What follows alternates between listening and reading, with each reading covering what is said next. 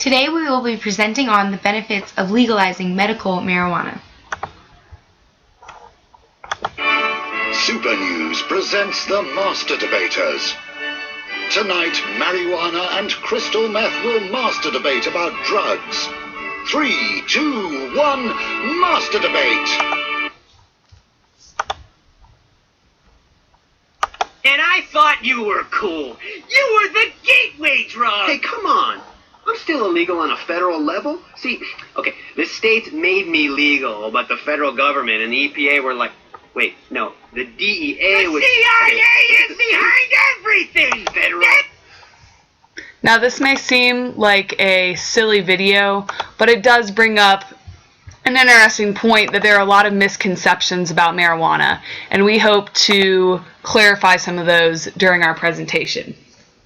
Laws regarding the use of medical marijuana are already changing. 23 states and the District of Columbia have already legalized it. And now our question is, how many more states are going to follow, and what are going to be the benefits of this?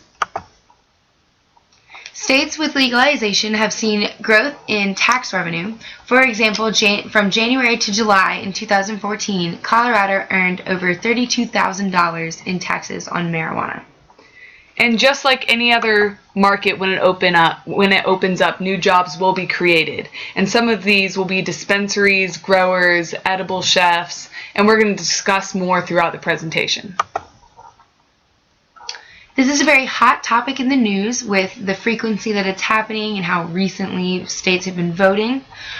For example, when you Google medical marijuana in the news, some of the top Google posts are as recent as 22 hours ago.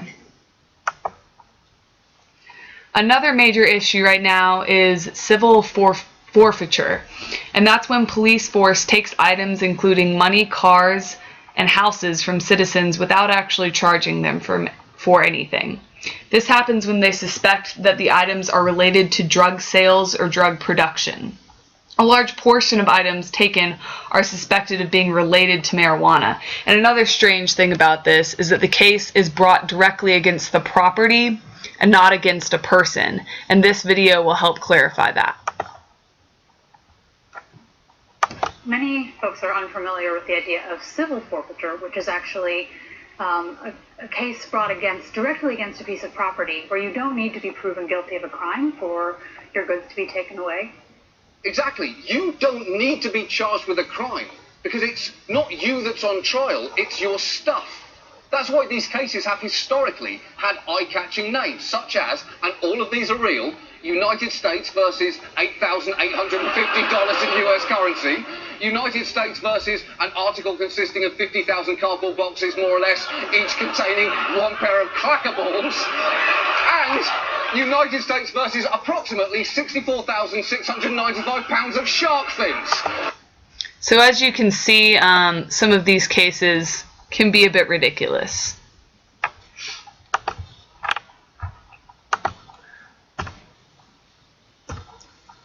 With these cases, only a preponderance of the evidence is needed. That means that very little evidence is needed for an officer to seize someone's belongings. For example, one officer cited that he seized $20,000 because average citizens just don't travel with that much cash. $2.5 billion has been taken since 9/11 in 61,000 seizures from people who were not even charged for the crime. And to add to the absurdity, there's no limit to what a police unit can buy. In one instance, the DEA's office purchased a Zamboni. When the auditor attempted to find the Zamboni, it could not be located. And in another example, a police unit purchased a margarita machine. Specifically, we are focusing on the legalization of medical marijuana.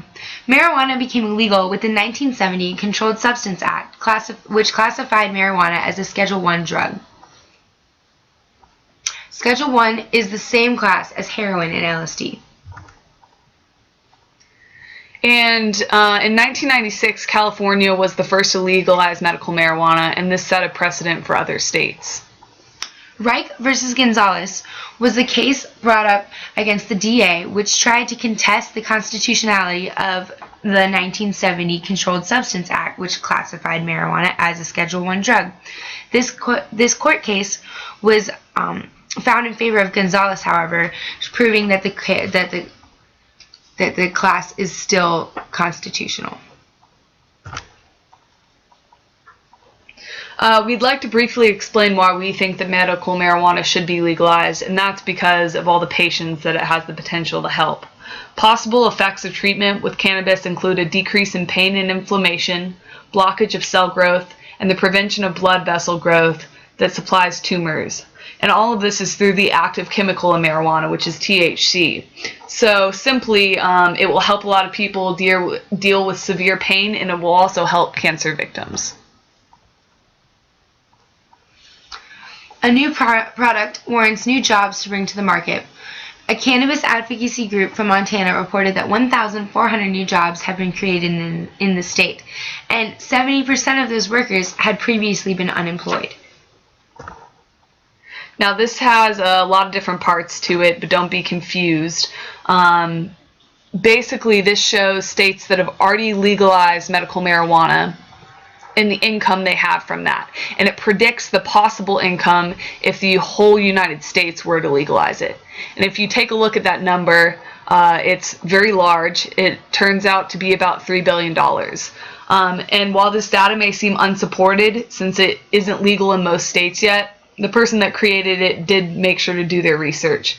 They calculated the potential taxes by looking at the tax revenue from both state and local taxes, and they used the Tax Foundation website to do this. And then they also added a 15% excise tax, which is the percentage used in California right now.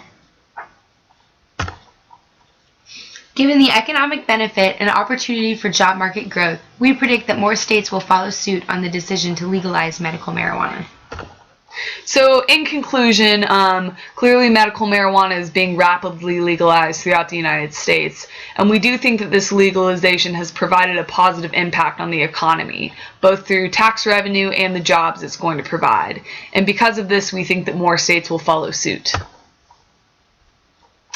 Thank you for watching our presentation, and here are our references.